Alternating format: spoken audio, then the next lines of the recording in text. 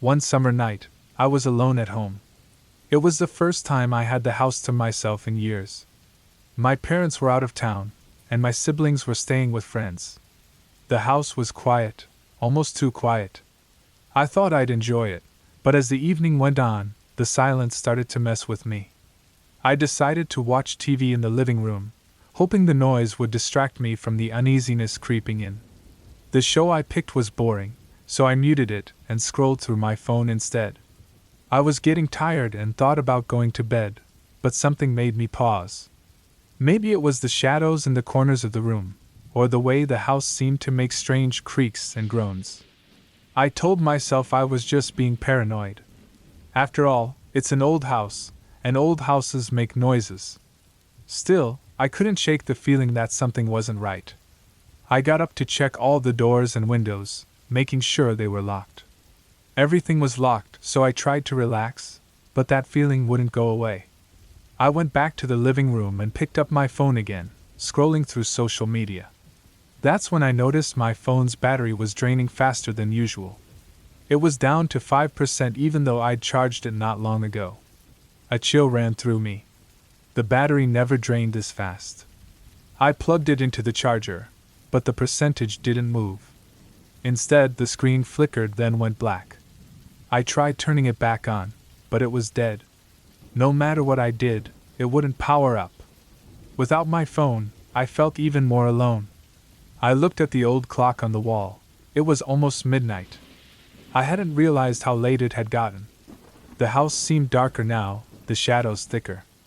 I grabbed a flashlight from the kitchen drawer and headed upstairs.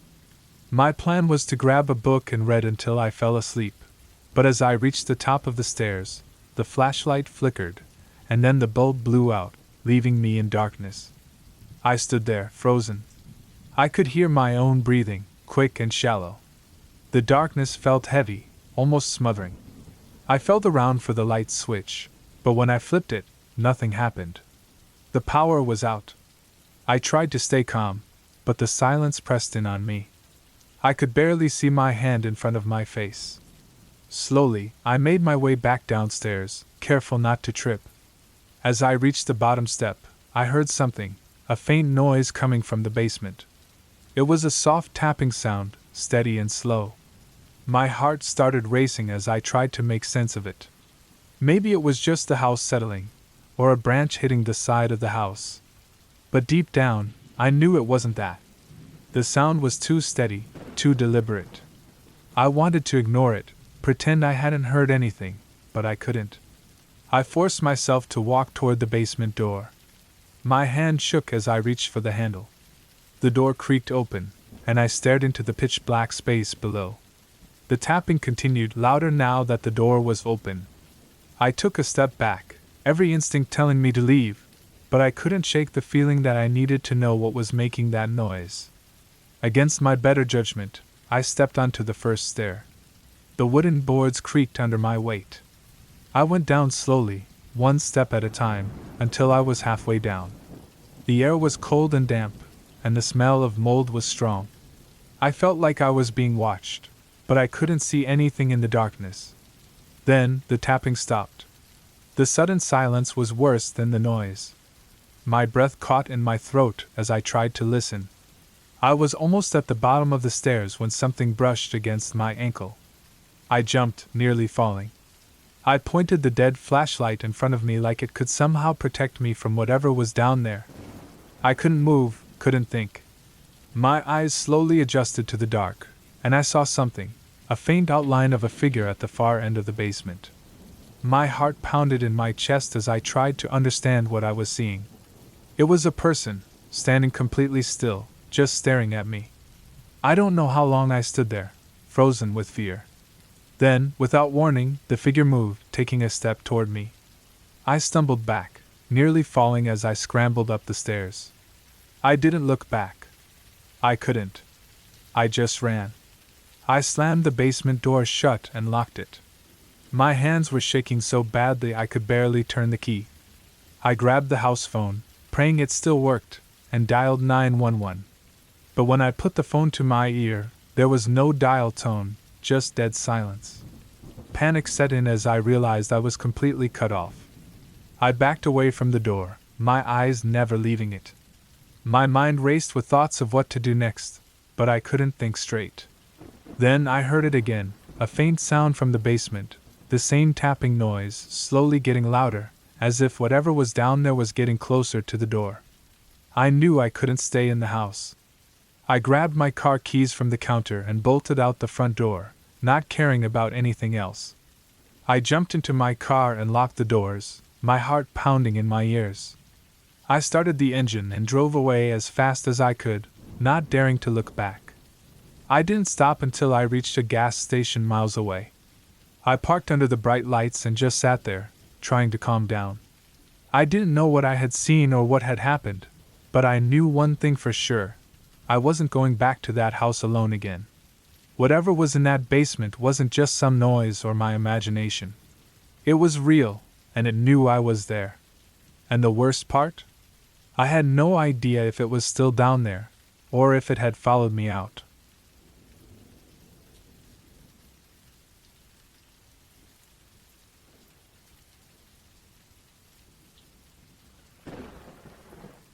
I was at my friend Mark's house. His parents were out of town, so we decided to stay up late, watch movies, and just chill. His house was huge, the kind of place where you could get lost if you weren't careful. There was a long hallway with rooms on both sides, and at night, it felt like a maze. After a couple of hours of watching TV, Mark got tired and went to bed. I wasn't tired yet, so I stayed up a bit longer. I went to the kitchen, grabbed a snack, and then sat back down in the living room. The house was dead quiet except for the low hum of the fridge and the occasional creak of the old wooden floors. I could hear my own breathing, which made the silence even more intense. As I was scrolling through my phone, I heard something weird, a soft sound, like a door gently closing. I figured it was just the house making noise, but I couldn't shake the feeling that something was off. I tried to ignore it, but then I heard it again, this time closer. It was like someone was moving through the house, trying to be quiet. I got up, telling myself it was nothing, maybe Mark was up and about. I walked to the bottom of the stairs and looked up. The hallway was dark, the kind of darkness that makes you uneasy. I called out to Mark, but there was no answer. He was probably sound asleep. I stood there for a moment, just listening. All I could hear was my heartbeat pounding in my chest. I walked back to the living room, trying to shake off the uneasy feeling. I sat back down, but the tension wouldn't leave me. Then I heard it again. The slow, careful sound of footsteps moving down the hallway upstairs. It wasn't Mark, the footsteps were too slow, too planned. My heart started racing as I realized that someone else was in the house. I froze, my mind racing. I didn't have anything to protect myself with, no weapon, nothing. My phone was in my hand, but my fingers felt numb, like they weren't even mine. I knew I had to do something, but I couldn't move. Then, the footsteps stopped. The silence that followed was even worse. I couldn't tell where the person was or what they were planning. Every second felt like it stretched on forever. Finally, I forced myself to move. I crept towards the front door, trying to be as quiet as possible. My plan was simple: get out and find help. But as I reached for the door handle, I heard the stairs creak. Whoever it was, they were coming down, slowly, step by step. I yanked the door open and ran outside into the cool night air. I didn't look back, just ran down the street until I felt like my lungs were about to burst. I stopped at a neighbor's house and banged on the door until someone finally answered. Later, when the police arrived, they searched Mark's house but didn't find anyone. There were no signs of forced entry, nothing out of place. Mark thought I had imagined the whole thing, maybe got freaked out in the dark. But I knew what I heard, and I couldn't shake the feeling that whoever it was had been watching us, waiting for the right moment.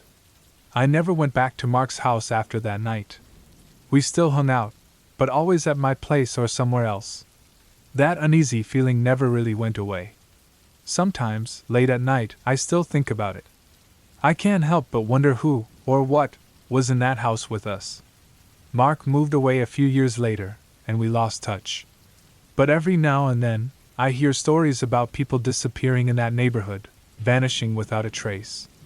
And I can't help but wonder if it's connected, if whoever was in the house that night is still out there, watching, waiting for the next person to let their guard down. The thought keeps me up at night, knowing that it could have been me, and that it still might be.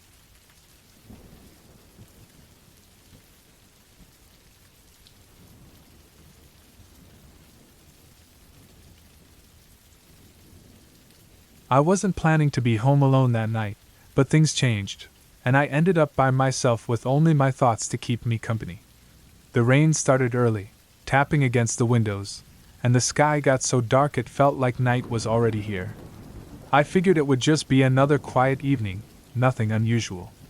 I made myself some dinner, turned on the TV, and tried to relax, but something didn't feel right. It was a weird feeling, like something was off, and the longer I stayed in the house, the stronger it got. I tried to shake it off, telling myself it was just because I was alone. As the night went on, the rain got heavier, and the wind started howling, making the house creak and groan. Some of the lights started flickering, but I told myself it was just the storm outside. Still, that uneasy feeling wouldn't go away. It was like someone was watching me, waiting for something. I tried to ignore it and focus on the TV show, but I couldn't shake the feeling that I wasn't really alone. I started hearing faint sounds, like footsteps, or maybe something brushing against the walls. I told myself it was just the house settling, but the sounds kept coming, getting closer and clearer. Eventually, I got up to check the locks on the doors and windows, making sure everything was secure. Everything was locked up tight, but that feeling of being watched just got stronger. I started wondering if I was imagining things, if being alone during the storm was messing with my mind. But then I heard a noise that made my heart skip a beat. It was the slow creak of a door opening, carefully, like someone didn't want to be noticed. The sound came from the back of the house, where the utility room was. My heart was pounding as I stood there, frozen in place, listening. That door was supposed to be locked. I had checked it myself. I grabbed something heavy from the table, anything I could use to protect myself, and slowly made my way toward the noise. The hallway was dark, and each step I took felt like it echoed through the house. When I reached the utility room, the door was slightly open, just like I had heard. I pushed it open wider, bracing myself for whatever might be inside, but the room was empty. The door leading outside, though, was wide open, letting in the cold, wet air from the storm. I stood there for a moment, trying to make sense of it. I knew I had locked that door. I knew I was alone. But now, someone had come in, and they were still inside the house with me. Fear shot through me, and I backed out of the room, my eyes darting around, searching for any sign of movement. The house was too quiet, the silence pressing down on me. I could feel the presence of whoever had opened that door, hiding somewhere in the dark, watching me. I didn't know what to do. Running out into the storm seemed like a bad idea, but staying in the house felt even worse. I had no choice but to move, to search every room, knowing that with each step, I was getting closer to whoever was hiding in the shadows. I searched the house, every corner, every closet, every possible hiding spot, but I found nothing. The house seemed empty. But the open door proved that I wasn't alone. I could feel eyes on me, feel the tension in the air, like I was being hunted. After what felt like hours, I ended up back in the living room, breathing hard, my nerves shot. I locked the back door again, checking it twice to make sure it was secure. But deep down, I knew it didn't matter. Whoever had been in the house had already done what they came to do. They didn't need to stick around anymore because they had left me terrified, on edge, doubting everything. That night I didn't sleep. I stayed in the living room with every light on, listening for any sound, any sign that I wasn't alone. The storm raged on outside, but inside, it was deathly quiet. I knew I'd never feel safe in that house again. The next morning, as soon as the sun was up, I left the house, the fear still hanging on me. I didn't know who had been there or what they wanted, but I knew one thing for sure: they had left, but they had taken my sense of safety with them. I could still feel it, their presence, lingering just out of sight. A shadow that would follow me, reminding me that sometimes, even in your own home, you're never really safe. And deep down, I knew that whoever, or whatever, had come into my house that night, they would be back. Maybe not tonight, maybe not tomorrow, but they would return, waiting for the right moment to remind me that I was never truly alone.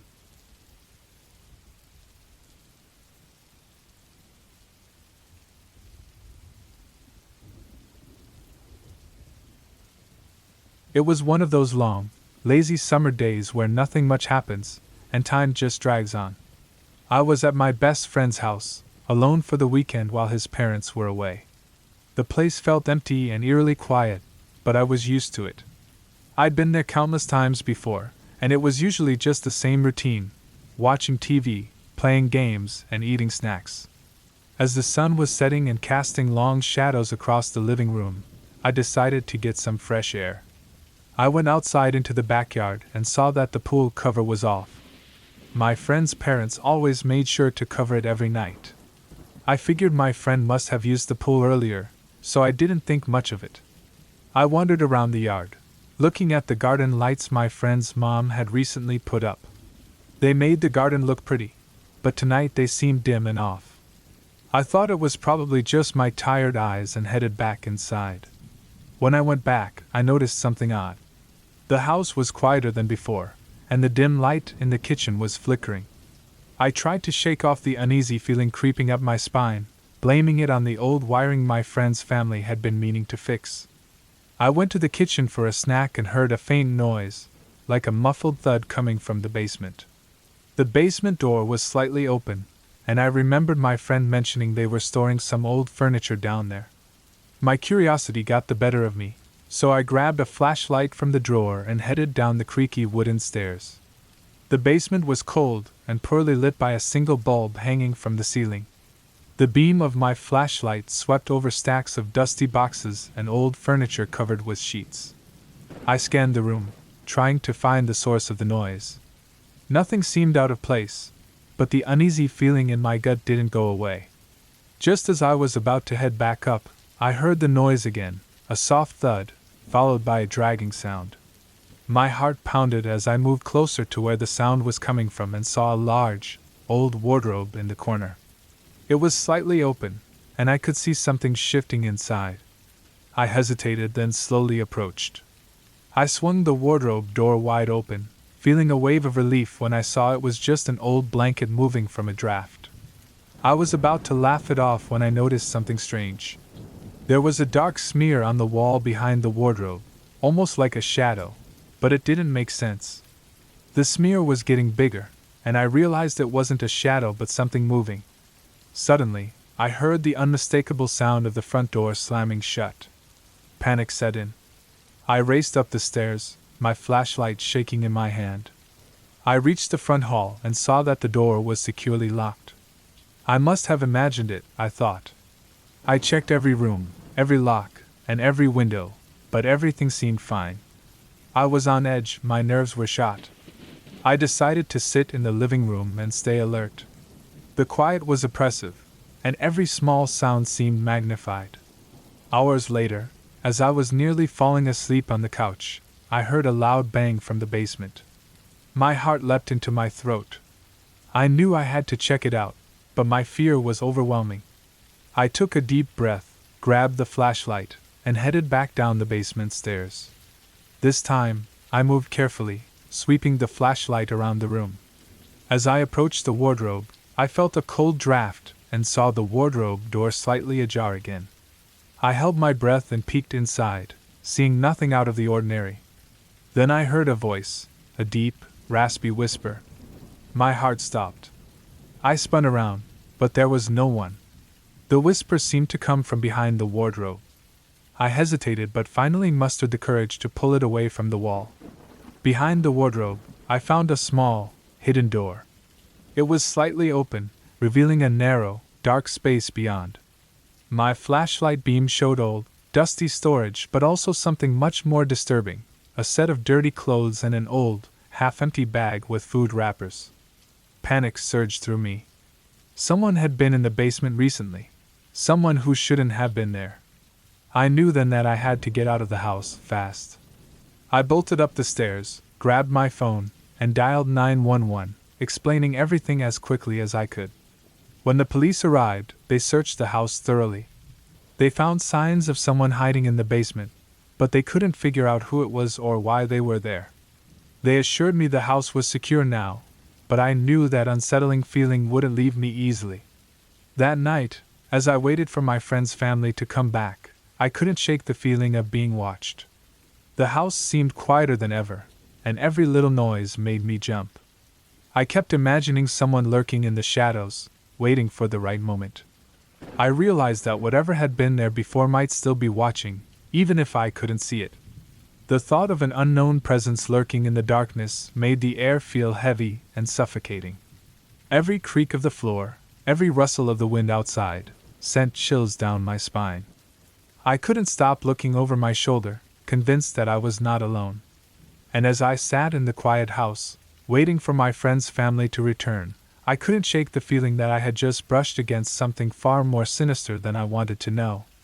The fear that gripped me that night didn't leave me easily, and as I finally heard the sound of their car pulling up, I knew I would never look at that house, or any empty house, the same way again.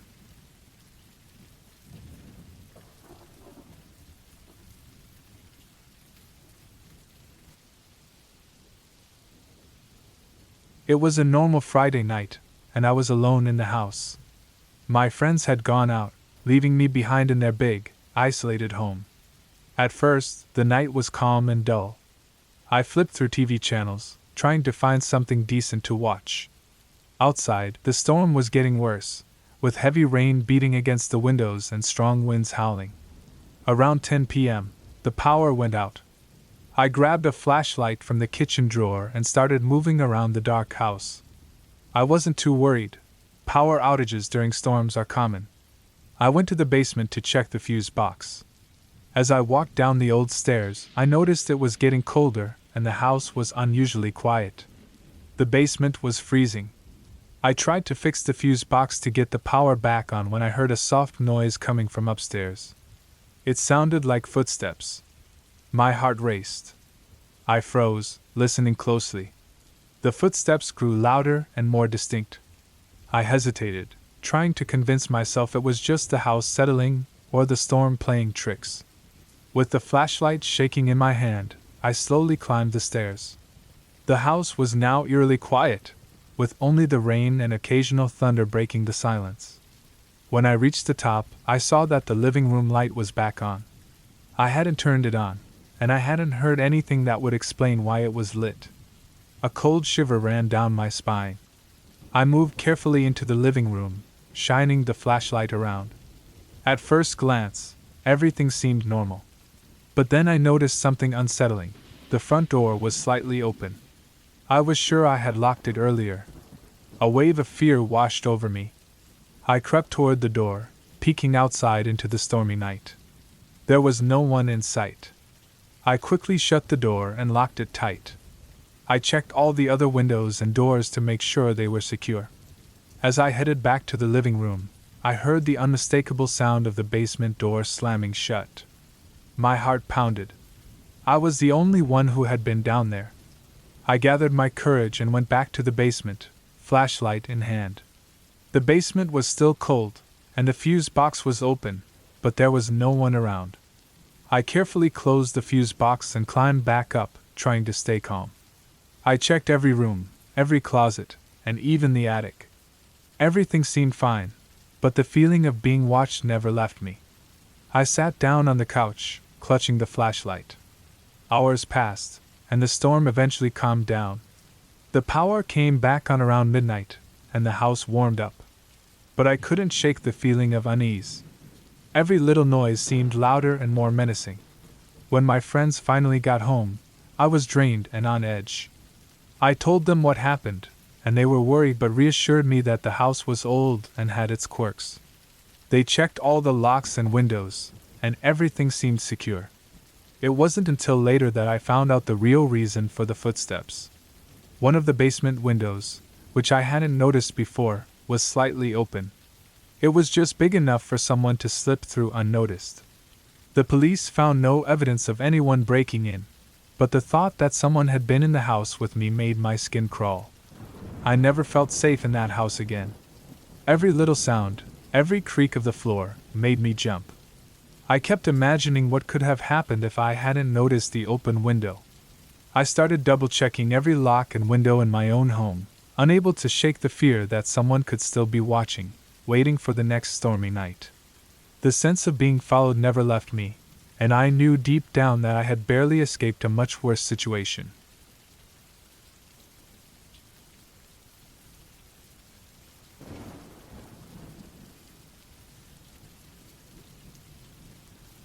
It was a quiet evening, and I was home alone. The kind of quiet where every small sound seems loud. I had the TV on just for some noise, but I wasn't really watching it. I was too focused on my phone, scrolling through social media. The house felt empty, almost too empty.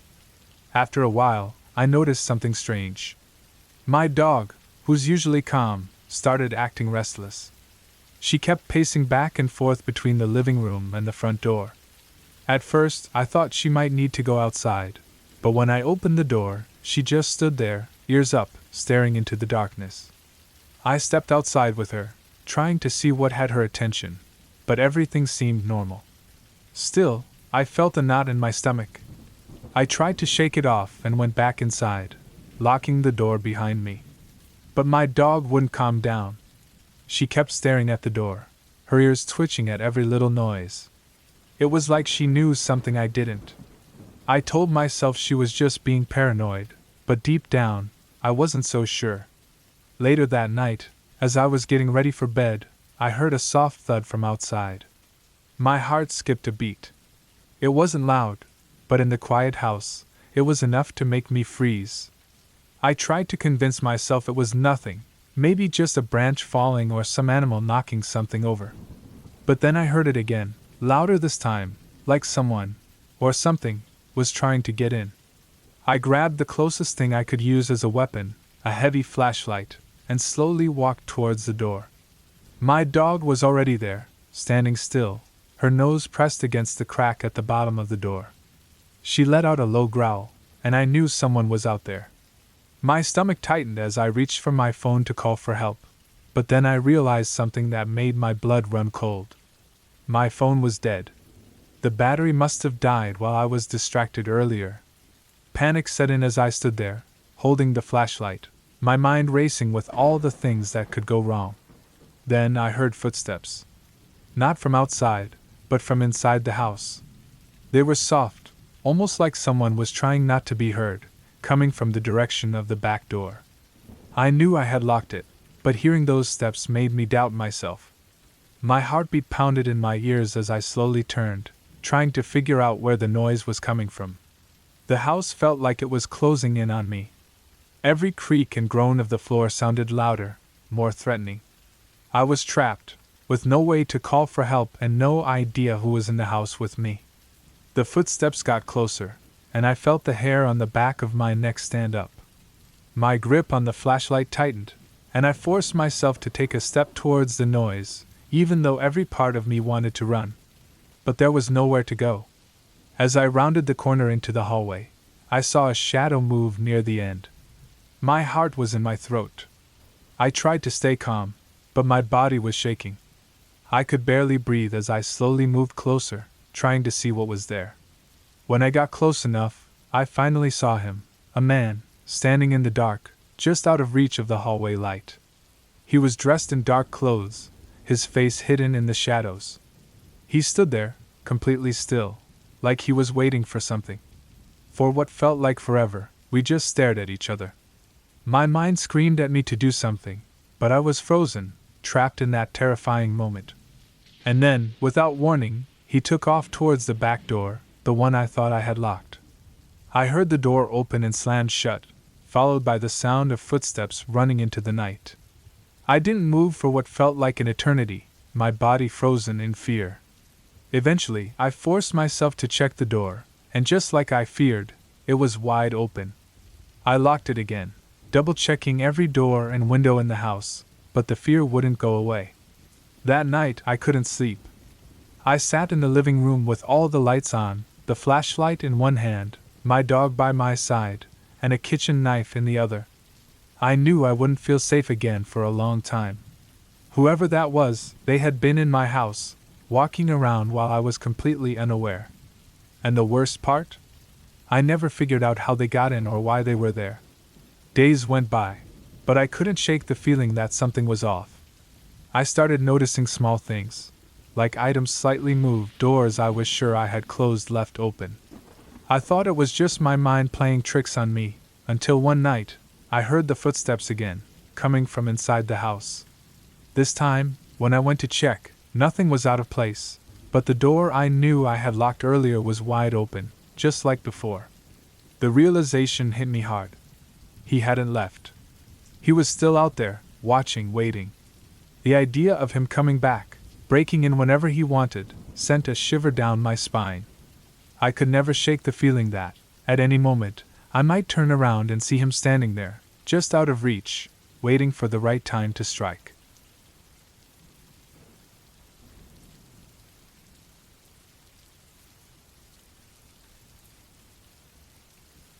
It was supposed to be a regular evening. My older sister had gone out for a meeting, leaving me alone in the house. I was used to being on my own here, so it wasn't a big deal. The only thing different tonight was that the power was out because of a storm that had rolled in earlier. I lit some candles and tried to pass the time watching TV on my tablet. The wind howled outside, making the windows shake. Every now and then, a branch scraped against the glass, making me jump. I knew the storm made everything feel creepy, but I tried to ignore it. Around 9, I heard a loud bang from the kitchen. My heart raced as I looked around the room, trying to figure out where the noise came from. It wasn't unusual for a house to settle or creak, but this sound was too clear. It had to be something more. I checked the kitchen but didn't see anything out of place. I figured maybe a pot had fallen. I went back to the living room, but the wind outside seemed to get louder. The rattling of the windows and the low rumble of the storm made everything feel more unsettling. I tried to focus on my tablet, but I kept thinking about the noise from earlier. Suddenly, I heard another sound, this time from upstairs. It was a thud, followed by something sliding. My heart raced faster. I knew I should be brave, but every part of me wanted to run out of the house. I took a deep breath and decided to check it out. I grabbed a flashlight and slowly climbed the stairs. The light flickered, making me even more anxious. When I reached the top, I found the hallway light was off, and it was even darker. The sliding noise seemed to come from my sister's room. I walked over and saw the door slightly open. I pushed it open, and my flashlight beam showed nothing unusual at first. But then I noticed the closet door was open. The noise must have come from inside. I was scared but knew I had to check. I slowly moved over and looked inside. The closet was empty except for some hanging clothes and a few boxes. Just as I was about to leave, I heard a creaking noise behind me. I turned quickly and saw a shadow flickering out of the corner of my eye. I froze, holding my breath. My flashlight didn't show anything strange. My mind raced with scary thoughts. I looked back at the closet and noticed a small, handwritten note on the floor. It was partly hidden by the clothes. I picked it up, and the words were simple but chilling. "I know you're alone." My blood ran cold. I quickly left the room and ran downstairs. I locked all the doors and windows and grabbed my phone to call my sister. The line was dead, no signal because of the storm. Panic set in as I realized I was completely alone with no way to reach out for help. Every noise seemed louder as I huddled in the living room, waiting for my sister to come back. I spent the next hours wide awake, jumping at every little sound. When she finally came home, she was as shocked as I was to find the note. We called the police, but they found no sign of anyone breaking in. They said it was probably just a prank, but the note and the noises felt far too real to me. That night, I couldn't shake the feeling that someone had been watching me. I was alone in the house with that terrible thought. Even now, when the wind blows, I can't help but feel that same sense of dread, as if that person is still out there, waiting for the right moment to come back.